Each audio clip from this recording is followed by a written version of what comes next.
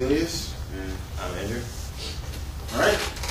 Both of these pictures are pictures of acts of terrorism, yet none of them were committed by Muslims. Okay, so throughout our presentation, we're going to explain to you why you shouldn't join in, like a lot of people these days, who wrongfully accuse all Muslims of being terrorists or somehow being associated with terrorism. Most people would probably look at these and think, like, terrorist attack, probably Al-Qaeda, Taliban, something we hear a lot about every day. And being Americans, we've been sort of affected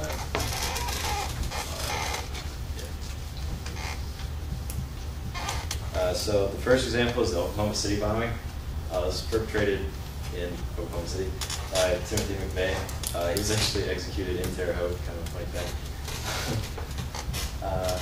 He was angry over the government's actions in the handling of the Ruby Ridge and Waco standoffs. This was two Christian extremist cults, basically. They walled themselves up in their compounds, and when the U.S. government agencies came to execute search warrants, they started shooting. And Waco, there was a 50-day standoff in which a fire ended up killing everyone inside. And Ruby Ridge was another incident in which a lot of people were killed. But he was angry over this, and he was also a member of Christian extremist groups, and he filled a truck with explosives, drove it into a building, and killed 150 plus people. All right.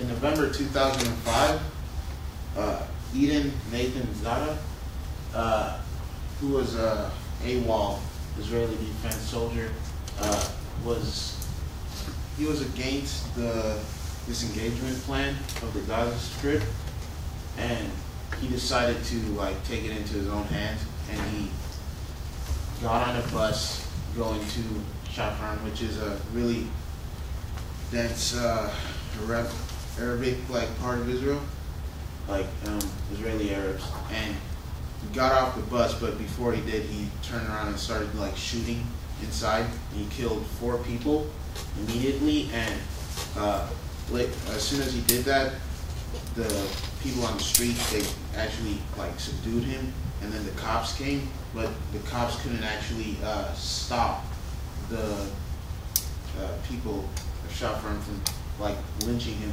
in the streets, and they got it on video. And that's an example of a Jewish extremist. They want to keep their land to the strict Israelis. Okay, so that was just one example. This is an example that fits more with being similar with Muslim extremism and other Christian extremists. This guy, Bruce Goldstein, he was a U.S.-born Jew, and he moved to Israel, and he's a follower of the Kahane movement, which was a movement made by Rabbi Kahane, who he had the idea that, he wanted Israel to be returned to its rightful owners and the Jews, which can be argued by a lot of people.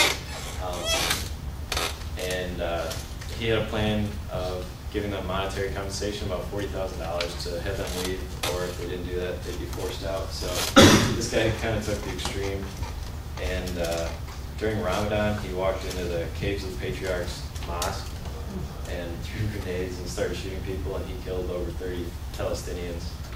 And he was killed in the aftermath, but he's an example of somebody who was basically brainwashed by leaders of the movement, just as many Islamic extremists have been, and perpetrated an act of terror. All right. Christian extremism has many, not that many, but it does have cults and religious groups that try to brainwash people into thinking a certain way. And a great example is Paul Hill. He was an anti-abortion advocator, and he, in 1995, was it? He decided, he went to this abortion clinic that he's always like protesting around, and he decided to kill one of the doctors, Dr. John Britton, and his bodyguard. And what had happened is like the doctor was going to work, and he went up to them, shot the bodyguard, killed the doctor, and then wounded the wife as well, and the wife of the bodyguard that was in the car. And he was arrested, and he didn't take any bargains or anything, because he felt what he did was right. One of his quotes was like, "I expect a great reward in heaven," and that's very similar to like many of the suicide bombers in like Islamic extremists. Yeah, a good example of brutality he used. Yeah. He used a shotgun and he shot the security guard 4 times, which was all the ammo he had in the gun. So he had to reload to shoot the doctor. I mean, he was really crazy. Yeah. He wanted to kill the guy. And like right after he did that, he just puts the gun down and calls 911 and waits for the police to arrest him, because I don't know, he felt like his example would show people like be against like abortion. Okay, and then Islamic extremism, which is basically what we're trying to compare the other two to. Everybody knows about 9/11, obviously, and you've heard about Al-Qaeda, the Taliban. They try to kill people who are not of the same religious faith in many instances, so like infidels. And some are told that they will receive 72 virgins upon the completion of their fast. And that's Muhammad Atta. He was one of the masterminds of the 9/11 plot. And quote he says is, "Only the believers know the life after death and the reward after death," which talked about the reward that they thought they would get. All right. Usually, Muslims or people who practice Islam are pigeonholed into like this image of what a very very small group of the faith actually is, which is extremism.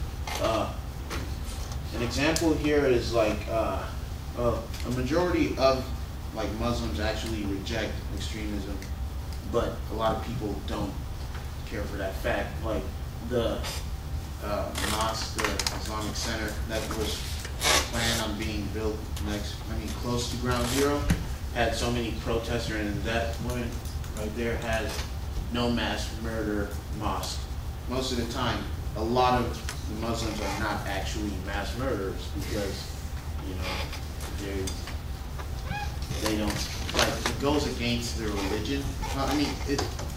The way Muslims see it is like extremists, they'll take quotes from the Quran, they'll morph it into being whatever to justify their means. But that's the same thing, like the Jewish extremists, they all take quotes from texts and religious texts and take them out of context in order to brainwash people into following them. yeah. So they all have very similar motivations. The Muslims, a lot of the extremists are told that they'll receive 72 virgins, so they'll get a reward. Many of them seem to think is sufficient. Jewish extremists, this guy, he wanted to return Israel to who he saw as its rightful owners, but he was brainwashed by people who took stuff out of context. And then the Christian extremist, Paul Hill, believed he would receive a reward in the afterlife because he thought he was saving the lives of unborn children by killing an abortion doctor. So basically, those are basically exactly the same. They all use like violence, intimidation, and acts of terror to try to like either scare their victims into thinking a certain way, or just to get their point across that they won't allow it. And it really goes against the basis of all the religions, in my opinion, because Christians, should try to get with one another, and Jews aren't for like advocating killing and all that.